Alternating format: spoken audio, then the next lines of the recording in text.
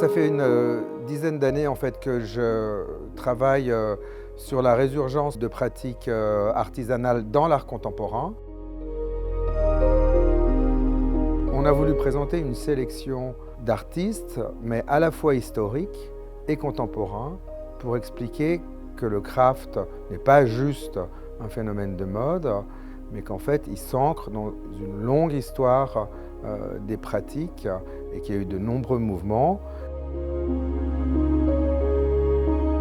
L'histoire de l'art a pris conscience qu'il existait d'autres productions qui étaient parallèles à la grande histoire moderne et que beaucoup de minorités, dont les femmes en premier lieu, avaient produit des œuvres qu'on n'avait pas suffisamment regardées ou suffisamment valorisées. J'ai voulu que ce parcours soit international, avec des artistes qui soient issus de différents territoires, que ce soit celui de l'Asie ou que ce soit celui de l'Europe.